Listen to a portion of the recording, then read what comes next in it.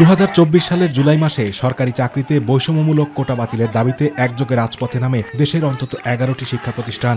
শুরু হয় বৈষম্য বিরোধী ছাত্র আন্দোলন। ঢাকা বিশ্ববিদ্যালয় থেকে শুরু হয়ে ছড়িয়ে পড়ে জাহাঙ্গীরনগর, রাজশাহী, কৃষি, চট্টগ্রাম সহ সারা দেশে।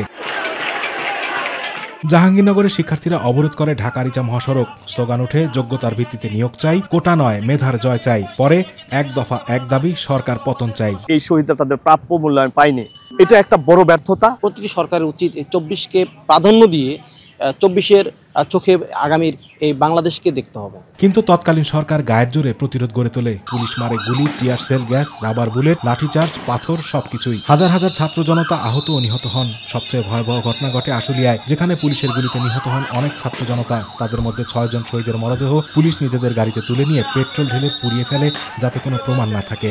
খারাপ হওয়ার পর পুলিশে ওই ভিতরে এই 6টা লাশ পুড়িয়ে দিয়ে গেল। শেষ পর্যন্ত স্বৈরাচার পতনের পর শেখ হাসিনা ভারতে পালিয়ে যান, কিন্তু শহীদদের রক্ত আর দাবিগুলো এখনো অপূর্ণ। হত্যাযজ্ঞের 1 বছর হয়ে গেলেও হয়নি বিচার, মেলেনি শহীদদের স্বীকৃতি।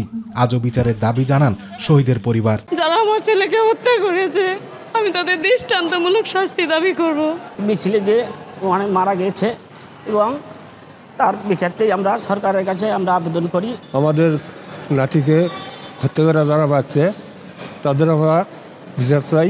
জাহাঙ্গীরনগর বিশ্ববিদ্যালয়ের ছাত্র সংগঠনের নেতারাও বলছেন, যে উদ্দেশ্যে জীবন উৎসর্গ ও আন্দোলন তা এখনো বাস্তবায়িত হয়নি। জুলাইয়ে আহত এবং নিহতদের ব্যাপারে সুস্পষ্ট একটি পূর্ণাঙ্গ তালিকা এবং আহতদের চিকিৎসা সহায়তা সহ যেই যে সুযোগ সুবিধাগুলো সরকারি পক্ষ থেকে তারা পাওয়ার কথা ছিল, সেগুলো কিন্তু কিছুটাই আমাদের পূরণ করতে পারেনি। আমরা যে আশা আকাঙ্ক্ষা নিয়ে এই গণ অভ্যুত্থান করেছিলাম, সেই আশা আকাঙ্ক্ষার কিছুটা ব্যত্যয় ঘটেছে। জুলাই ফিরে এসেছে, কিন্তু আমাদের শহীদ ভাইরা ফিরে আসেনি।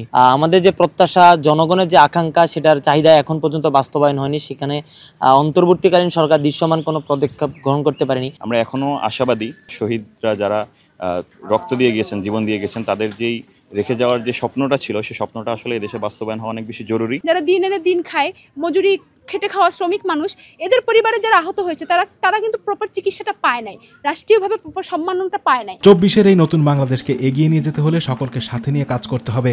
তবেই 24-এর গণ অভ্যুত্থান সার্থক হবে বলে মনে করেন জাহাঙ্গীরনগর বিশ্ববিদ্যালয়ের প্রক্টর। 16-17 বছরের যে নিষ্পেষণে ছিল, যেখানে গণতন্ত্র বিপর্যস্ত হয়েছে, মানুষের বাক স্বাধীনতা রুদ্ধ হয়েছে, গুম খুনের যে সংস্কৃতি সেটার প্রচলন ছিল, এই থেকে যে আমরা বের হয়ে আসতে পেরেছি ছাত্র জনতার আন্দোলনের ফলে, সেই আন্দোলনের যে স্পিরিট, সেই স্পিরিটকে কাজে লাগিয়ে আগামী দিনগুলোতে আমাদের সকলকে এগোতে হবে। আতিকুর রহমান তিতাস, মাই টিভি।